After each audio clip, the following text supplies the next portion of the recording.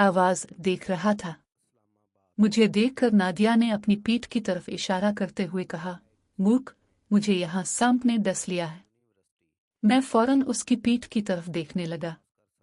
वो मुंह फेरे खड़ी थी, उसकी पूरी खूबसूरत कमर मेरी तरफ थी। देखो, मेरा काम हो गया। अब मेरे सामने एक बहुत बड़ी, शानदार, खूबसूरत, मुलायम और मैली पीठ थी, जिसका मैं अच्छी तरह से जायजा ले रहा था। मैं नादिया की कमर को देखकर पागल हो रहा था और बमुश्किल खुद पर काबू पा रहा था। इसका अच्छी तरह जायजा लेने के बाद मैंने देखा कि उसकी कमर के इस हिस्से पर एक बड़ा जख्म चिपक गया था, जिसकी वजह से वो काफी सुर्ख हो गया था। जैसे ही मेरी नजर इस बड़े जख्म पर पड़ी, मैंने शुक्रगुजारी की सांस ली और नादिया से कहा कि यह सांप नहीं था जिसने तुम्हें डस लिया था, बल्कि एक बड़ा मच्छर था। मैं शदीद जलन महसूस कर रहा हूँ, नादिया ने कहा। मैंने दोबारा इस जगह की तरफ देखा जहां मच्छर अभी तक फंसा हुआ था। मैंने इसे 2 उंगलियों से हटाया, मुतासरा जगह पर थोड़ा सा मालिश किया और फिर उसकी पीठ को सहलाने लगा। फिर मैंने इसे मुर्दा मच्छर दिखाया और कहा, नादिया, ये सांप नहीं था, बल्कि एक बड़े मच्छर ने तुम्हें काटा था। इसे देखकर नादिया कदरे नॉर्मल हो गई और बोली, जल्दी से निकलो यहाँ से, मुझे मुक्का बहुत बुरा लगता है। फिर नादिया जल्दी से मेरे साथ मोटरसाइकिल पर बैठ गई और हम उसके घर की तरफ चल पड़े।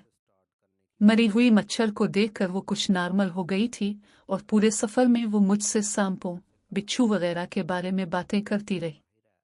लेकिन मेरा ध्यान किसी और तरफ था।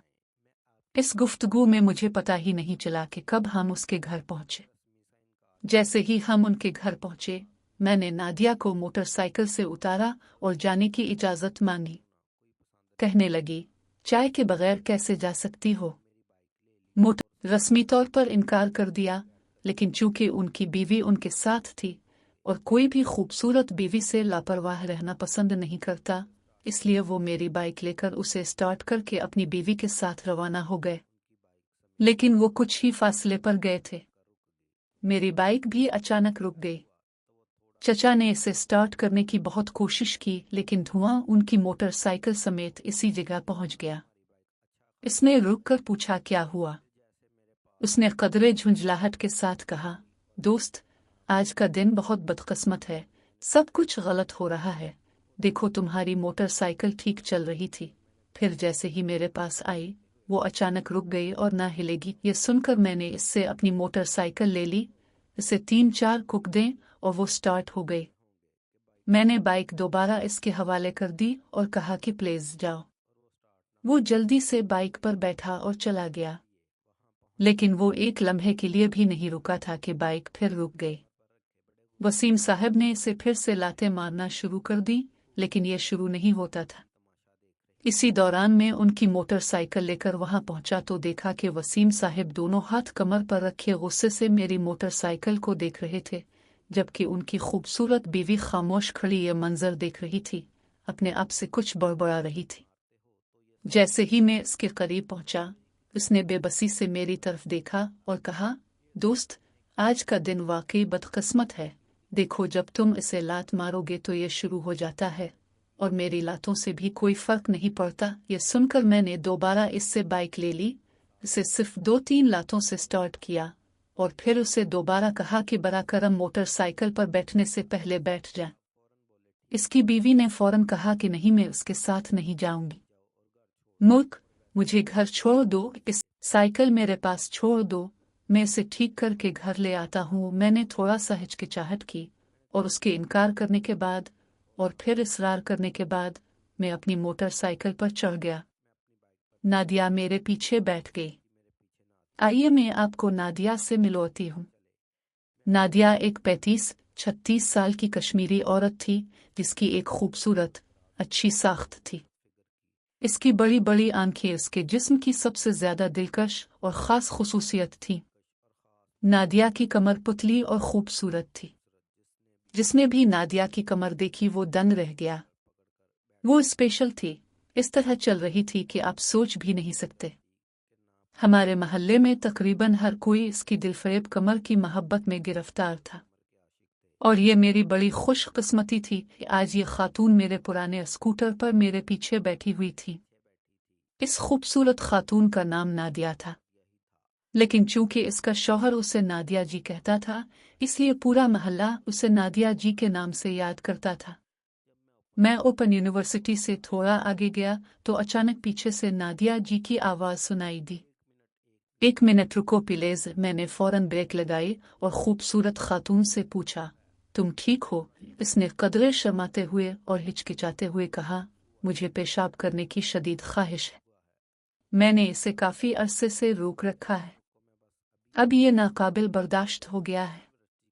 तुम इंतज़ार करो, मैं अभी वापस आऊँगा। वो ये कहकर जल्दी से यूनिवर्सिटी के सामने घने दरख्तों के पीछे अंधेरे में गायब हो गए।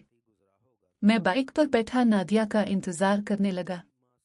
बमुश्किल आधा मिनट गुजरा था कि मैंने नादिया की चीख सुनी, ओए माँ सांप, सांप, मुल्क, जल्दी आओ, मुझे सांप ने काट लिया है। ये सुनकर मेरी आवाज़ गायब हो गई और मैं दरख्तों की तरफ भागा। अंधेरे की वजह से मुझे कुछ नज़र नहीं आ रहा था। मुझे देखकर नादिया ने अपनी पीठ की तरफ इशारा करते हुए कहा, मूर्ख, मुझे यहाँ सांप ने डस लिया है। मैं फौरन उसकी पीठ की तरफ देखने लगा। वो मुंह फेरे खड़ी थी, उसकी पूरी खूबसूरत कमर मेरी तरफ थी। देखो, मेरा काम हो गया। अब मेरे सामने एक बहुत बड़ी, शानदार, खूबसूरत, मुलायम और मैली पीठ थी, जिसका मैं अच्छी तरह से जायजा ले रहा था। मैं नादिया की कमर को देखकर पागल हो रहा था और बमुश्किल खुद पर काबू पा रहा था। इसका अच्छी तरह जायजा लेने के बाद मैंने देखा कि उसकी कमर के इस हिस्से पर एक बड़ा जख्म चिपक गया था, जिसकी वजह से वो काफी सुर्ख हो गया था। जैसे ही मेरी नज़र इस बड़े जख्म पर पड़ी, मैंने शुक्रगुजारी की सांस ली और नादिया से कहा कि यह सांप नहीं था जिसने तुम्हें डस लिया था, बल्कि एक बड़ा मच्छर था। मैं शदीद जलन महसूस कर रहा हूँ, नादिया ने कहा। मैंने दोबारा इस जगह की तरफ देखा जहां मच्छर अभी तक फंसा हुआ था। मैंने इसे 2 उंगलियों से हटाया, मुतासिरा जगह पर थोड़ा सा मालिश किया और फिर उसकी पीठ को सहलाने लगा। फिर मैंने इसे मुर्दा मच्छर दिखाया और कहा, नादिया, ये सांप नहीं था, बल्कि एक बड़े मच्छर ने तुम्हें काटा था। इसे देखकर नादिया कदरे नॉर्मल हो गई और बोली, जल्दी से निकलो यहाँ से, मुझे मुक्का बहुत बुरा लगता है। फिर नादिया जल्दी से मेरे साथ मोटरसाइकिल पर बैठ गई और हम उसके घर की तरफ चल पड़े। मरी हुई मच्छर को देखकर वो कुछ नॉर्मल हो गई थी और पूरे सफर में वो मुझसे सांपों, बिच्छू वगैरह के बारे में बातें करती रही, लेकिन मेरा ध्यान किसी और तरफ था। इस गुफ्तगू में मुझे पता ही नहीं चला कि कब हम उसके घर पहुंचे। जैसे ही हम उनके घर पहुंचे, मैंने नादिया को मोटरसाइकिल से उतारा और जाने की इजाज़त मांगी। कहने लगी, चाय के बगैर कैसे जा सकती हो? नादिया, बाकी खानदान कहाँ हैं? उसने कहा, वसीम साहिब के भांजे की शादी के लिए सब FX पर हैं और माजिद कुछ दिन वहीं रहेंगे। वसीम साहब सुबह से वहाँ मौजूद थे। उसने फिर कहा, तुम बैठो, मैं चाय लाती हूँ।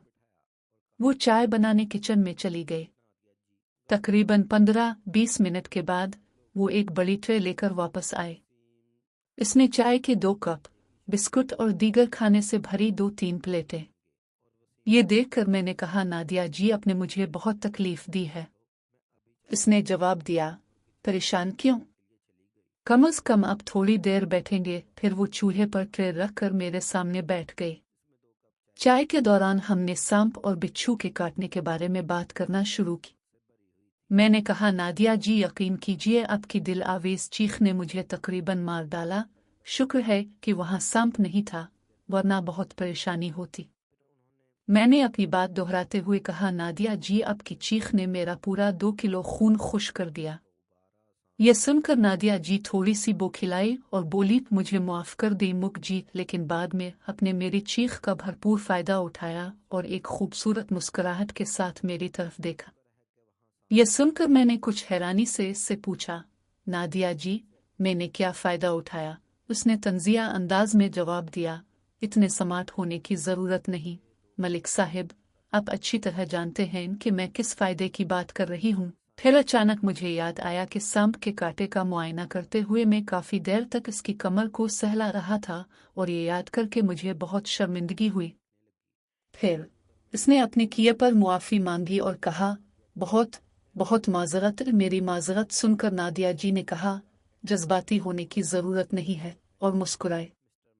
जब नादिया जी ने कहा, अब समझ गई कि मैडम क्या कह रही हैं, लेकिन मैं आपको बताने से पहले ही कुछ समझ चुकी थी, और इससे पहले कि मैं उसकी तह तक पहुंचूं, कुछ बातों की वजाहत जरूरी थी। तो ये सोचकर मैंने चेहरे पर हल्के से तासुरात पैदा किए और कहा, वसीम साहिब अभी तक नहीं आए। उसने कहा, दरअसल उसने रात को घर आना था और उसके पास शादी से मुताल्लिक बहुत सारे काम थे। ये सुनकर मैं काफी हक्का बक्का रह गया। लिहाजा मैंने फुट फेंकने का फैसला किया और कहा, नादिया, क्या आप अब दर्द में हैं? वो फौरन समझ गई कि मेरा मतलब क्या है और कहा, नहीं मुक, ये दर्द नहीं है, लेकिन जलन काफी शदीद है। मैंने इस इलाके में एक ट्यूब डालने का मशवरा दिया। वो अपनी सीट से उठी, दूसरे कमरे से ट्यूब लेकर मेरे सामने आ खड़ी हुई। इसे देखकर मैं भी उठकर उसके बिल्कुल सामने आ खड़ा हुआ। हम कुछ देर एक दूसरे की आंखों में देखते रहे और थोड़ी देर बाद वो धीमी आवाज में बोली, हाँ, तो क्या कह रहे थे मुक? मैंने जवाब दिया, मैं पूछ रहा था कि कोई वहां ट्यूब लगा सकता है। इसने ट्यूब मेरे हवाले करते हुए कहा, ये रख दो। मैंने नागवारी से ट्यूब ली और उसे इसके जख्म की जगह पर रख दिया।